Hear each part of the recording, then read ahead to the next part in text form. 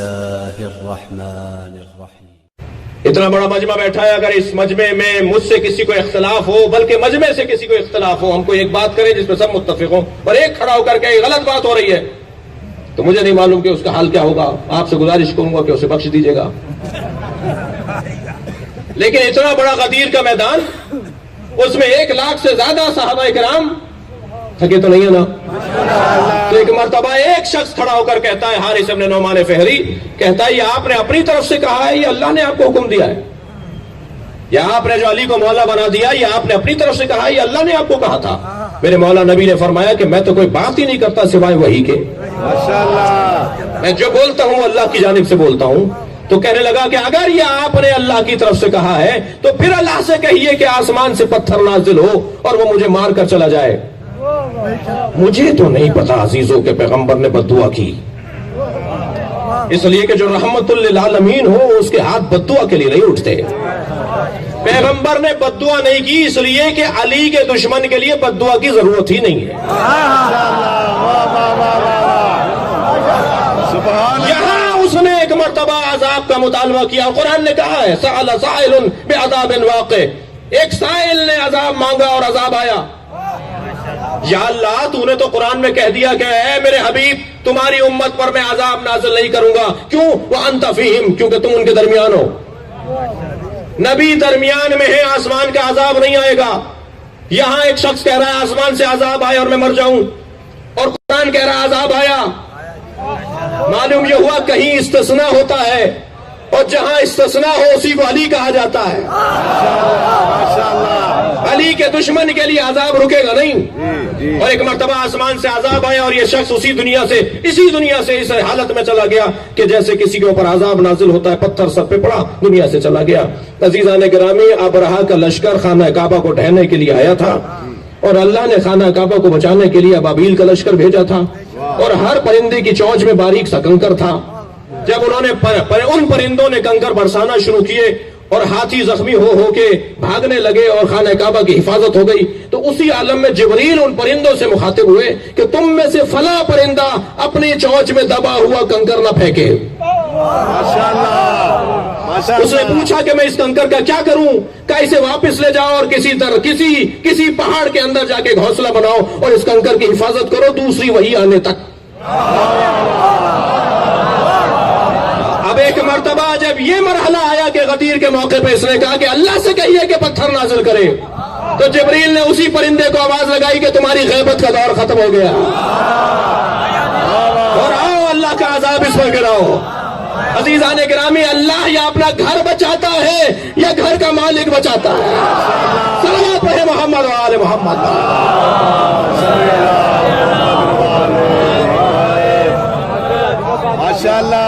آسمان سے پتھر نازل ہوتا ہے اور اس کو دشمن علی کو اس دنیا سے ختم کر دیتا ہے.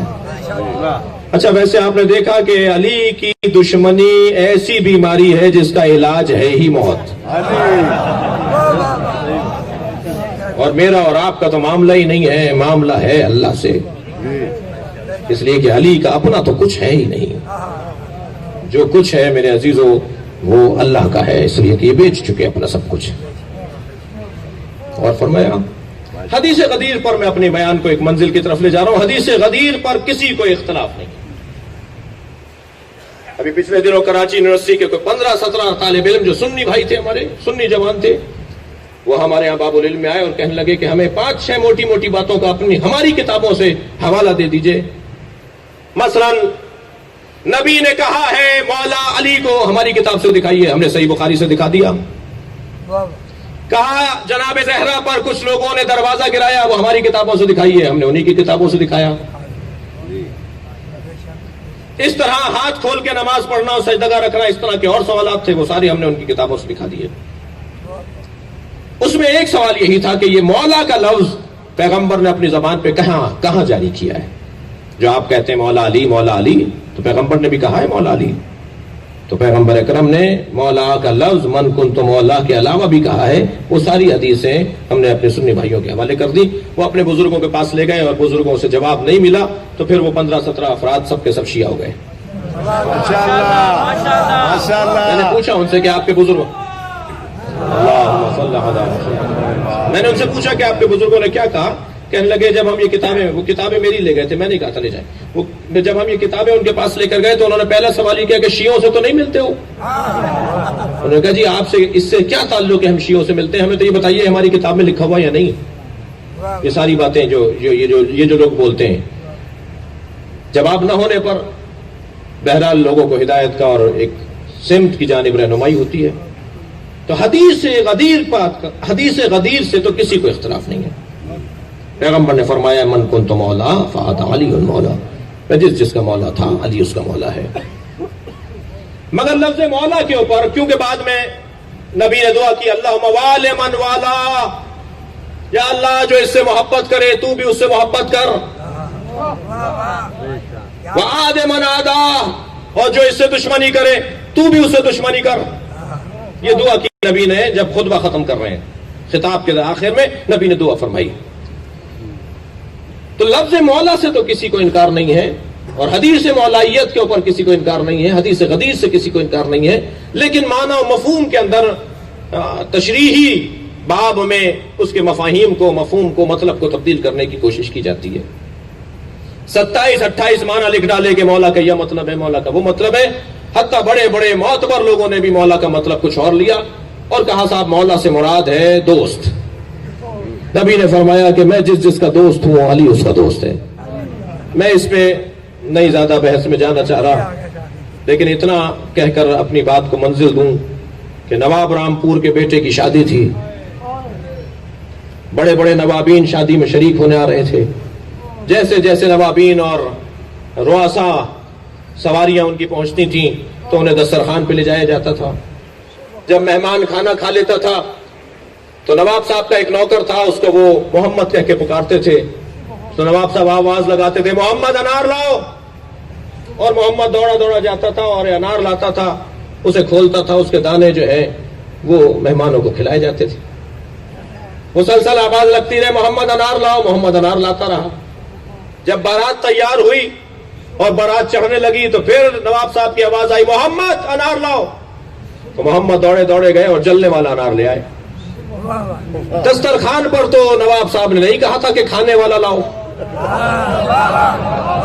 اور بارات چڑھتے ہوئے بھی نواب صاحب نے نہیں کہا تھا کہ جلانے والا لاؤ، لیکن ایک نوکر کو پتا ہے کہ کس موقع پر کون سے انار کی بات ہو رہی ہے، مگر مسلمان کو نہیں پتا کہ دھوپ میں کون سے مولا کا مطلب بیان ہوگا۔ صلوات پڑھے محمد و آل محمد۔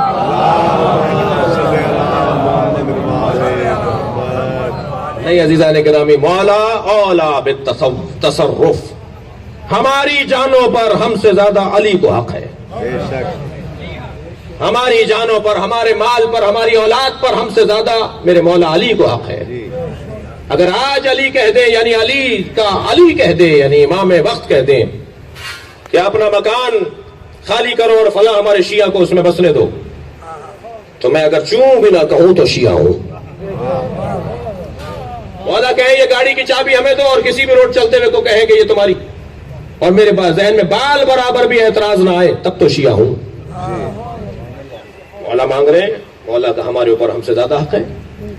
بس ولایت کا مطلب یہی ہے کہ جب میں اپنے اوپر اپنے مولا کو اولویت دے دوں، حق دے دوں، تو یہی مولائیت ہے۔